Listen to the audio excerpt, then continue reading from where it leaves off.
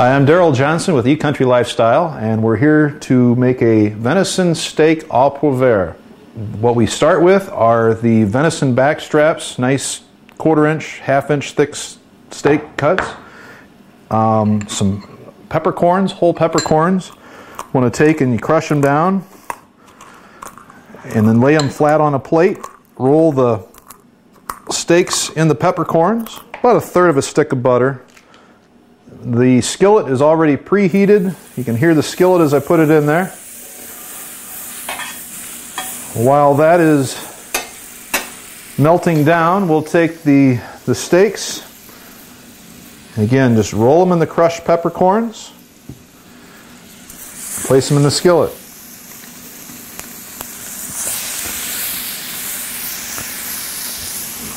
Soak up all the pepper that are there. Again, you've got your butter in the pan, about 1/3 of a stick, 1/4 cup, and you want to just sear these. Turn your flame up nice and high. Now, when you're cooking venison, needs to be cooked 2 different ways, one of 2 different ways.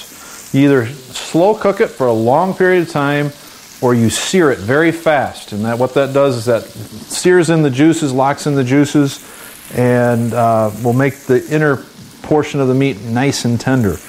You don't want to overcook it. We want to cook this until you can see the blood starting to come up on this. And I don't want to turn it until that blood starts to come up. And you can see right here, it's just starting here. So this one's about ready to be turned. And you can see how that's starting to brown there nicely. Now if I were to turn this one over here, it's not quite the doneness. You look at this, you can see the blood starting to come up out of the meat a little bit here. These are just about ready to turn. So go ahead and turn that. This one right here. Planning on doing is after these are done seared, I'll take them out, I'll put them over on a plate, and then I'll take my heavy cream with some mushrooms. And hidden trick about venison steak au poivre is it's cognac, brandy, or even scotch will work. Alcohol content will dissipate. There really won't be any alcohol content when you go to eat the meal. So if you're worried about alcohol and if the kid's going to eat this, don't worry about it, because it's not going to have any or very little alcohol content, if any, when you're finished. Okay, this piece right here is about ready to turn. As you can see, the blood's starting to come out of the meat here. We'll take and we'll roll that over. Now what I'm going to do while these are cooking is I'm going to come over here and finish cutting up my mushrooms that I'm going to be adding to it. 3 or 4 nice big button mushrooms, about 1/2 of a little tub generally. And what I like to do is cut them into about 1/4 inch strips, about like that, or thinner. It depends. Because what we're going to do, the mushrooms will help me to measure when the cream is done and ready to be taken and poured over the meat. So I've got a nice little batch here, and these are starting to simmer up nicely. If you notice, the juices in the pan are starting to recede a bit.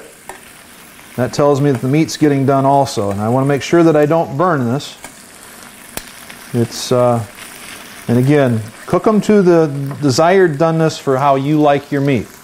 I like mine medium. If you like them medium rare or rare, these might be ready to pull. If rare, these would be ready to pull out right now. So we're going to give it just a few more minutes. Okay, folks, the steaks are basically ready to pull out of the pan. If you notice, the juices have receded. There's just a little bit of juices left in there. And the rest of the drippings in the pan we want to leave, because that's what we're going to make our cream out of. Our sauce, I should say. So I take these and I put them out on a plate, and it's only going to take a couple minutes after they're put on the plate for us to do the sauce. So fear not, they will be nice and hot to eat. Okay, now that I've got these out of the pan, I want to turn my heat down, because in putting in the sauce, I don't want this to boil. That's one thing you want to be careful. Now you want to take your heavy cream, a 1/4 cup, and just basically, again, make sure that this isn't boiling. Sizzling is fine, but you don't want it to boil. I'm going to take and add the mushrooms. And my favorite. Again, the alcohol in this, don't worry about it. After cooking up for a couple minutes, the alcohol content will be virtually nothing. If you do have children, you might want to taste it just to make sure. You can tell when there's alcohol still in it, because if there's alcohol, it burns. This alcohol will be dissipated out of it. It'll be a nice mellow flavor mixed with the mushrooms and the peppercorns. Now what we'll do is we'll allow this to sit in the pan, stirring it around occasionally. Okay, one of your options basically will be, if you'd like to make sure that these are nice and toasty hot, is have your oven preheated, I don't know, 250, 300, just enough to keep it nice and hot. We could stick these in the oven to keep them nice and warm. But really, this doesn't take very long. It's 2 to 3 minutes, and it's basically it. Now, if you notice, this is starting to, there's a little bit of a boil there. That's fine. I don't want it to boil up vigorously. It's because you've got cream in there. You don't want the cream to curdle. When we first poured the brandy in there, you could smell the alcohol. I can still smell it a little bit. If you want to make sure that the alcohol's out of the alcohol content is out of it, just basically take it and pull the. Boy, the aromas are great. That's just fantastic. Wish you could be here, because this is just great. I think it's about ready to go, because I'm.